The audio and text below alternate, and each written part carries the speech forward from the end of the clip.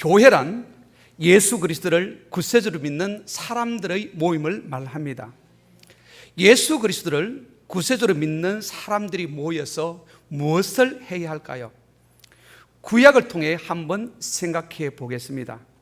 하나님은 이스라엘 백성들과 언약을 맺었습니다. 출애굽기 19장 5절과 6절입니다. 세계가 다 내게 속하였나니 너희가 내 말을 잘 듣고 내 언약을 지키면 너희는 모든 민족 중에서 내 소유가 되겠고 너희가 내게 대하여 제사장 나라가 되며 거룩한 백성이 되리라고 하였습니다.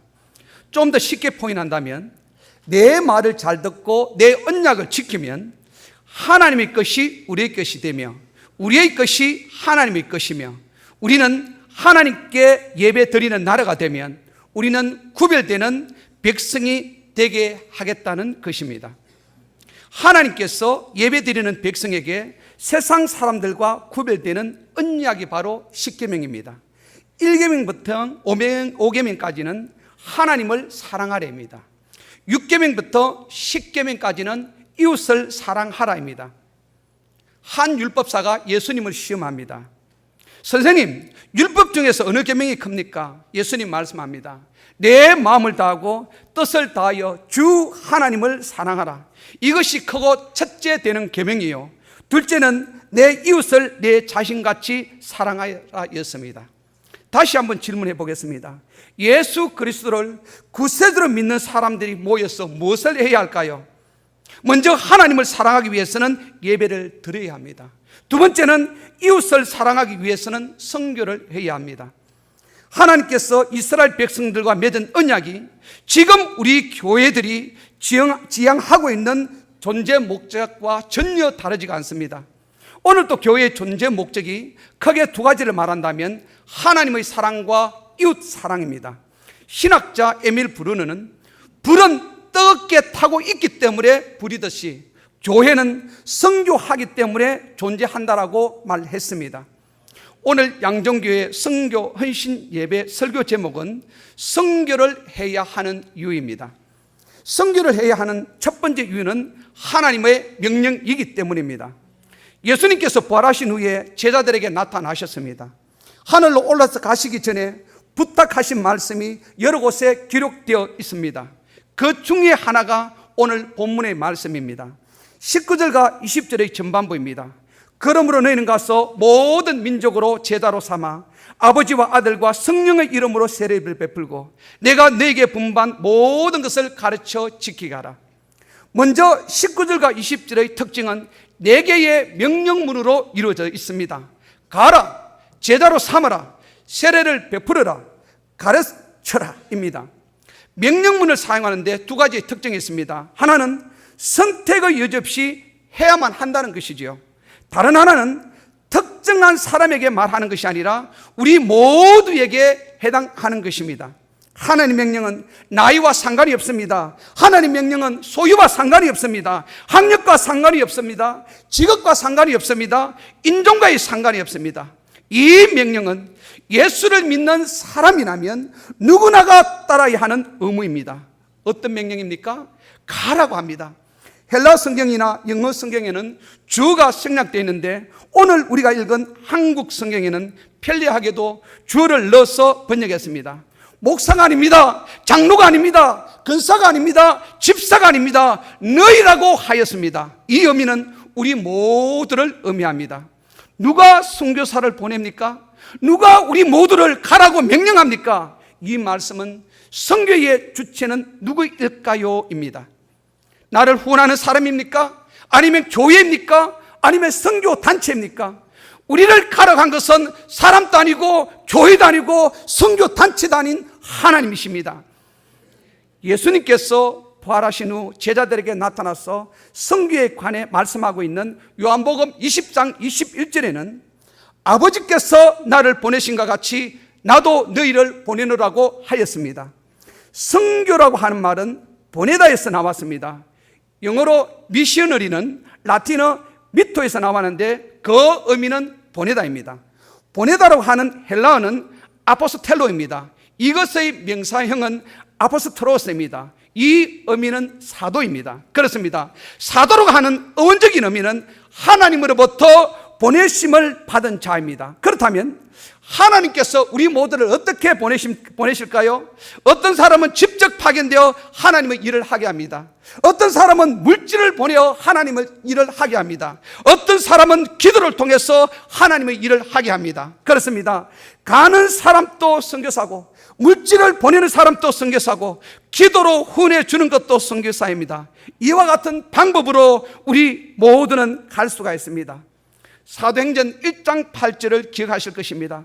오직 성령이 임하시면 너희가 권능을 받고 예루살렘과 온 유다와 사마리아와 땅끝까지 이르러 내 증인이 되리라고 하시니라 입니다. 사도행전 1장 8절을 뒤집어 보면 8장 1절입니다. 그날에 예루살렘에 있는 교회가 큰 핍박에 있어 사도 외에는 다 유다와 사마리아와 모든 땅으로 흩어지니라입니다. 성교학자 밥 소저 그레는 두 구절의 말씀을 가지고 사도행전 1장 8절의 명령에 순종하지 않으면 사도행전 8장 1절의 박해와 흩어짐의 역사가 교회에서 나타나게 될 것이라고 하였습니다. 하나님의 성경 명령에 누구나가 동참하는 성도님들이 다 되시기를 바랍니다. 선교를 해야 하는 두 번째 이유는 하나님의 사랑 때문입니다. 앞에서 언급하였지만 예수님께서 부활하신 후 제자들에게 나타나서 말씀하였습니다. 마가복음 16장 15절에 너희는 온 세상에 다니며 만민에게 복음을 전파하라고 하였습니다. 사도행전 1장 8절에서 오직 성령이 너희에게 임하시면 너희가 권능을 받고 예루살렘과 온 유다와 사마리아와 땅끝까지 이르러 내 증인이 되리라 하시니라고 하였습니다.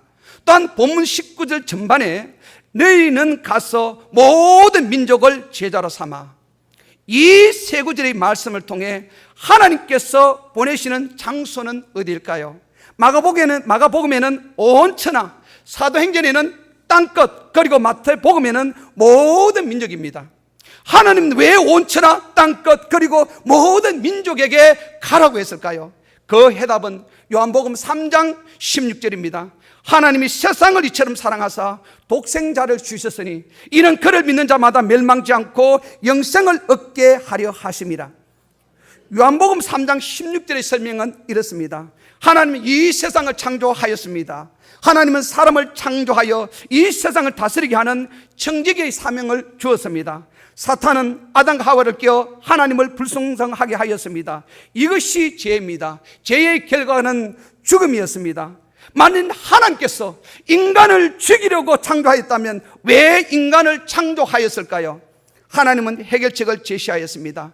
먼저 죄는 심판을 받아야 한다는 것이지요. 누구나가 죽어야 합니다. 또한 하나님은 인간을 사랑하기 때문에 인간을 살려야만 했습니다. 하나님의 해결책은 예수 그리스도를 이 땅에 보내신 것입니다. 하나님은 우리의 죄를 대신하여 예수 그리스도를 죽게 하였습니다. 우리 예수 그리스도를 믿음으로 죄를 용서받게 되었습니다. 하나님이 세상을 사랑한다는 것은 용서받지 못할 사람, 용서를 받지 못할 죄인이 하나도 없다는 것입니다. 하나님의 사랑을 경험한 사람들은 발과 같은 고백을 합니다. 나는 누구에게도 복음의 빚진 자라. 이렇게 먼저 하나님의 사랑을 깨닫고 복음의 빚진 자들이 고요한 아침의 나라 한국의 선교사들이 들어왔습니다. 이들의 대부분은 미국, 영국, 독일, 호주로부터 왔습니다. 당시 일본과 청나라 그리고 러시아인들이 조선을 삼키려고 각축전을 벌이고 있었기 때문에 조선의 왕은 힘이 없었고 강대국들의 틈바구니를 끼어 눈치만 보고 있었습니다. 선교사들은 1884년부터 한국에 들어와 1960년 제1가국 1공화국 이승만 정부가 들어서기까지 약 76년 동안 많은 학교를 세우고 병원을 세워 한국을 근대화시키는데 큰 공헌을 하였습니다. 이승만, 서재필, 윤치호, 안창호, 이상재, 김구 등 우리나라의 유명한 사람들은 모두가 선교사들 밑에서 교육을 받은 학생들이었습니다. 외국에 온 선교사들이 약 76년 동안 425명이 이 땅에 순교를 하였습니다. 1887년 영국에서 중국을 거쳐 한국으로 여행을 온 영국 데일리 그라프 신문 기자는 이 세상에서 조선보다 못 사는 나라는 본 적이 없다라고 기록하였습니다. 당시 제일 못 사는 나라 한국의 호주 멜번 장로교에서는 옥수수 가루와 밀가루 그리고 많은 신발과 옷을 보내주었습니다.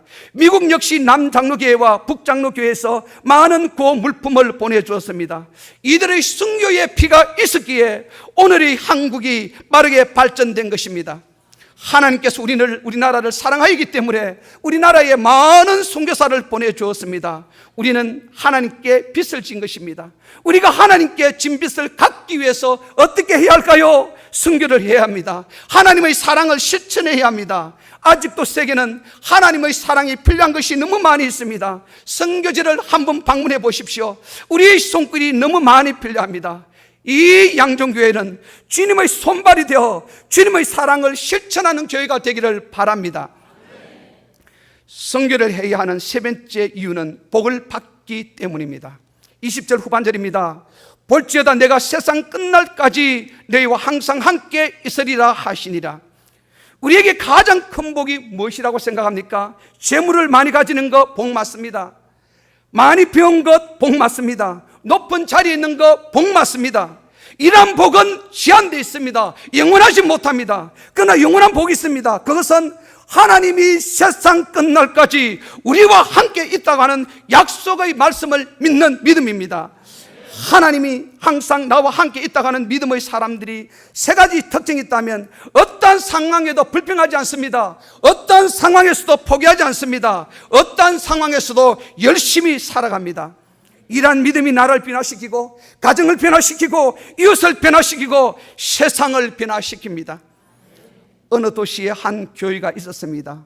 어느 추운 겨울날 밤에 누군가 교회에 올라가서 불을 질렀습니다. 불은 삽시간에 퍼져 교회를 완전히 다 태워버렸습니다. 다음날 아침 많은 사람들이 모여들었습니다. 교회 성도님들은 눈물을 흘리면서 주여 주여 하고 기도를 드립니다. 믿지 않은 사람들이 구경하러 와서 한마디씩 던집니다. 야, 이 교회 이제 망했네, 이 교회 망했네. 이러한 소문들이 삽시간에 나 돌면서 온 도시에 퍼졌습니다. 스님도 교회가 너무 불쌍했던지 우리가 도와드리겠다고 목사님에게 찾아왔습니다. 시장님도 찾아와서 도와줄 일이 없느냐고 하였습니다. 이때 목사님은 하나님께서 더 멋있는 교회를 주시려고 불이 나게 하였습니다. 하나님이 우리와 함께 하기 때문에 하나님께서 도와주십니다 라고 하였습니다. 불이 난 후에 성도들이 힘을 합해서 건물을 새로 짓게 되었고, 불이 난 후에 교회가 더욱더 붕괴됐습니다. 그 교회 이름은 양산중앙교회이고 담임은 김덕기 목사님이었습니다. 양산중앙교회는 교회 창립 50주년 기념 사업으로 선교지에 선교사를 단독 파송하여 교회를 세웠다고 발표를 하였습니다. 발표한 후로부터 신기한 일들이 일어났습니다. 양산중앙교회 주위로는 무당집들이 많이 있습니다. 무당들은 한결같이 똥값으로 집을 팔면 팔았지 교회는 절대 팔지 않겠다고 홈장담을 하였습니다. 용화도 하는 무당들이 구설하면 귀신들이 붙지 않았습니다. 귀신들이 와서 말해주지 않으니까 자신들의 능력이 사라진 것입니다. 점을 보러 오는 사람들이 점점 줄어드니까 갑자기 주위에 있는 무당들이 집을 내놓기 시작합니다. 그런데 무당들이 내놓은 집들을 일반 사람들이 겁이 나서 사지 않는 것입니다. 무당도 자존심 있지 않습니까? 제3자를 통해서 교회에 문을 두드리는 것입니다. 교회에 살 의향이 있느냐고. 교회는 당장 사겠다고 하였습니다. 이러한 유래인에 교회는 무당들이 내놓은 집을 모두 사서 주차장을 만들었던 것입니다. 이것뿐만 아닙니다. 부계획자로 섬기고 있던 저를 선택하여 선교사로 보내기로 결정한 것입니다. 목사님과 선교인들과 함께 선교할 장소를 물색했습니다. 두 가지 조건이 부합해야만 했습니다. 하나는 제가 호주에서 약 8년 동안 공부를 했기 때문에 영어권이 되어야 한다는 것이고, 다른 하나는 우리나라가 어려웠을 때 도와준 나라가 되어야 한다는 것입니다. 예외를 하나 두었습니다. 그것은 현지 우리 교민들이 교회가 필요하다고 요청이 있을 때입니다. 목사님과 선교위원들은 세계의 나라를 결정하여 사전에 답사기로 하였습니다. 파푸아뉴기니아, 인도 그리고 남아공이었습니다. 그 당시 파푸아뉴기니아는 한국 교민들이 약 50명이 살고 있었습니다. 그곳에서는 한국 천주교가 하나가 있었는데 한국 개신교 교회가 없었던 것입니다. 교민들이 통합적 총회 선교부에 요청을 한 것입니다. 우리가 총회 선교부에 접촉했을 때 우리보다 앞서 이미 서울의 어느 한 교회가 선교사를 보내기로 결정한 것입니다. 그래서 저희들은 인도와 남아공을 가게 되었습니다. 인도에서 현지 사역하고 있는 선교사님들의 사역 현장을 둘러본 후 남아공에 갔습니다. 통합 선교사님들의 사역 현장과 다른 교단의 선교사님들의 사역 현장을 둘러본 후에 목사님과 선교위원들은 만장일치로 남아공으로 결정하였습니다. 남아공의 마지막 날 케이프타운을 방문하였습니다. 대서양과 인도양이 만나는 아프리카의 최남단 희망봉에 들렀습니다. 목사님과 저와 선교위원들이 희망봉에 손을 잡고 통성기도를 하였습니다.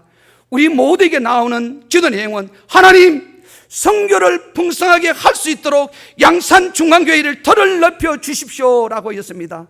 교회의 털을 넓혀 주시고 자녀들의 털을 넓혀 주시고 사회별 털을 넓혀 주십시오라고 한 것입니다. 교회에 도착했습니다. 기쁜 소식 하나가 기다리고 있었습니다. 양산 중앙교회 앞에 결혼 예식장이 있었습니다. 교회에는 결코 팔지 않겠다고 한 건물 주인이 팔겠다고 내놓았습니다. 대지 800평 4층 건물, 시가는 24군이었습니다. 은혜의 대출을 받아 건물을 사기로 결정하였습니다. 성도님들의 삶에 하나님의 은혜가 넘치도록 부어줬습니다. 사업하는 사람들에게 사업이 잘 되게 해 주었습니다. 직장에 다니고 있는 성도들에게는 승진할 수 있도록 하였습니다. 자녀에게는 취업의 문을 열어주어 일을 하게 하였습니다. 은행으로부터 돈을 빌린 지 약 5년 만에 24억의 빚을 다 갚았다고 했습니다. 작년 추수감사주일날 소 한 마리를 잡아 이것을 감사하기 위해서 동네 사람들과 함께 감사 예배를 드렸다고 하였습니다. 저는 선교학을 전공하였습니다. 선교학의 역사를 살펴보면 선교에 헌신하는 교회치고 부흥되지 않는 교회가 없고, 선교에 헌신하는 교회치고 사람들이 잘못됐다고 하는 교회를 아직까지도 들어본 적이 없습니다. 교회가 복을 받기 위해서 선교하는 것은 결코 아닙니다. 하나님의 명령 때문에, 하나님으로부터 빚진 것 때문에 선교를 합니다. 그러나 선교를 풍성하게 하려면 교회 성도들에게 먼저 복을 준다는 사실을 결코 잊어서는 안 될 것입니다. 남아공은 해발이 높은 나라입니다. 거기가 700m 이상입니다. 제가 사역했던 곳은 해발 1500m입니다. 교회를 짓고 성경문을 통해 교회 양육이 점차 열매를 맺고 있을 때 집사람에게 고산병이 온 것입니다. 머리가 너무 아프고 구토가 심하여 더 이상 남아공에 있을 수가 없게 됐습니다. 그 해에 담임 목사님과 부산 남로에서 노회장님이 방문하여 신학교를 세워 짐바브웨, 모잠비크, 보츠와나에서 남아공으로 온 젊은이들을 교육시켜 다시 그 나라로 보내자는 계획까지도 하였습니다. 교회 바닥에 무릎 꿇고 기도를 했습니다. 하나님, 제 시간은 여기입니까? 눈물이 나왔습니다. 하나님께서 부족한 저에게 부산 평강교회를 섬길 수 있도록 은혜를 주었습니다. 제가 부산 평강교회 첫 설교가 기도의 꿈을 싣고였습니다. 저는 기도하는 것을 참 좋아합니다. 특별히 새벽 기도를 너무 좋아합니다. 그 이유는 하나님은 기도를 통하여 일을 하기 때문에 기도가 나의 삶을 이끌어가는 희망이고 소망이었습니다. 제가 호주로 공부하러 떠나기 전에 약 1년 6개월 동안 매일 새벽마다 이렇게 기도를 하였습니다. 하나님, 호주에 가면 좋은 교수와 좋은 친구를 만나게 해 주십시오. 하나님, 호주에 가면 돈이 없어서 굶지 않도록 도와주십시오. 저희들은 기숙사 생활하였습니다. 아내가 아기를 가졌습니다. 아내가 파인애플을 먹고 싶어 했습니다. 돈이 한 푼도 없었습니다. 그날 밤 집사람과 함께 손을 잡고 기도를 했습니다. 하나님, 집사람이 파인애플을 먹고 싶어 합니다. 돈이 없습니다. 도와주십시오. 다음날 아침 우리 집 문 앞에 스카치 테이프로 붙여진 편지 봉투를 발견하였습니다. 그 편지에는 호주돈 100불과 편지가 들어있습니다. 편지 내용은 이렇습니다. 사랑하는 학송아, 하나님은 너의 형편을 잘 알고 있단다. 너를 이곳에 보내주신 분은 하나님이야. 공중의 새를 봐라. 들에 핀 백합화를 보라. 하나님께서 다 돌보지지 않니? 걱정하지 마라. 하나님께서 책임져 주신단다. 이 돈을 가지고 너희의 아내 복ing이에게 마시는 과일을 사주어라. 저는 이 편지를 들고 기도실에서 참 많이 울었습니다. 아직도 그 사람이 저는 누구인지 모릅니다. 또 6개월이 흘렀습니다. 또 집사람이 과일을 먹고 싶어 했습니다. 이번에 똑같이 편지 봉투에 50불을 넣어 너희 아내 복ing이에게 맛있는 과일을 사주라고 했습니다. 이 편지를 들고 울고 울었습니다. 9개월이 지나서 아내가 김치를 먹고 싶어 했습니다. 이것은 이루어질 수 없다는 생각으로 포기를 했습니다. 마음이 심란하여 신학교 교정을 들고 있었습니다. 나도 모르게 하나님, 우리 아내가 김치를 좀 먹고 싶답니다 하고 땅을 내려보는 순간 깜짝 놀랐습니다. 부드러운 열무가 신학교 담당 주위로 가득하게 심겨져 있는 것을 보았습니다. 호주에는 열무라는 채소가 없습니다. 먹지 않습니다. 그냥 잡초입니다. 그렇다면 이 열무는, 아, 그렇구나, 하나님은 제가 기도하는 동안에 철새들을 통해 내가 공부하는 곳에 똥을 싸게 하여 자도록 한 것입니다. 제가 이후로부터 엘리야가 까마귀로부터 음식 공급받는 것을 믿게 되었습니다. 제가 신학교 2학년 때 성교학을 듣게 되었습니다. 성교학을 듣는 학생들은 누구나가 성교 현장에 가서 1개월 이상 선교사를 도와야 합니다. 현장 실습을 하지 않으면 감옥이 통과되지 않기 때문입니다. 한 여학생이 남아공 흑인들 지역에 들어가 현지 선교사님과 사역한 장면들을 사전에 담아 사역 보고를 한 것입니다. 그때 제가 이런 기도를 했습니다. 하나님, 만일 저를 단독 선교하는 교회가 나타난다면 남아공에 가서 형제들과 함께 교회를 세우고 한평생을 보내겠습니다. 이 기도를 드린 지 20년 후에 이루어진 것입니다. 기도는 꼭 이루어집니다. 믿으십니까? 사랑하는 성도 여러분, 우리는 죽습니다. 우리는 죽습니다. 여러분, 오래 살지 않습니다. 그런데 성도님들은 오래 산다고 착각하고 있습니다. 저는 매일 아침 새벽에 기도하는 제목이 무엇입니까? 무엇인 줄 아십니까? 하나님, 오늘 또 살게 해 주심을 감사합니다. 이것이 나의 기도 제목입니다. 시간도 건강도 물질도 우리의 것은 하나도 없습니다. 그렇게 모았던 물질 다 놓고 갑니다. 오래 사는 것이 축복입니까? 돈을 많이 가지고 있는 것이 축복입니까? 얼마 오래 사느냐가 아니라 어떻게 살았느냐가 더 중요하지 않습니까? 얼마나 많이 가지고 있느냐가 아니라 어떻게 사용했느냐가 더 중요하지 않습니까? 양정교회가 선교를 통해 하나님의 도구로 쓰임받는 은혜가 있기를 바랍니다. 양정교회가 선교를 통해 가정의 터, 자녀의 터, 사업의 터, 직장의 터, 교회의 터가 넓혀지기를 바랍니다. 제가 빨리 와서 목사님과 잠깐 대화를 나눴습니다. 제가 부산에서 만나는 목사님 중에, 최근 만나는 목사님 중에 저렇게 선교의 열정을 가지고 있는 목사님을 만나보지 못했습니다. 아, 이 교회가 부산에서 제일 멋있는 교회가 됐구나, 그런 생각을 들었습니다. 왜냐하면 나는 아직까지도 그런 교회를 만나보지 못했고, 저도 잘되기 위해서 6대륙 선교사를 보내는 것이 꿈입니다. 분명히 하나님께서 이러한 나의 기도를 들어주리라고 믿습니다. 잠깐 제가 2분 동안 제가 사역했던 그런 모습들을 한번 보겠습니다. 기도하겠습니다. 하나님 아버지, 주님 은혜와 사랑을 감사를 드립니다. 이 양전교회가 세계의 한 부분을 맡아서 주님의 손과 발이 되어서 하나님을 기쁘시게 하는 귀한 교회가 되게 하여 주옵소서. 그래서 그 도구가, 그 손길이 이 양정교에 소속되어 있는 모든 성도인들의 삶 위에 풍성한 은혜로 채워 주옵소서. 예수 그리스도 이름으로 기도드리옵나이다. 아멘.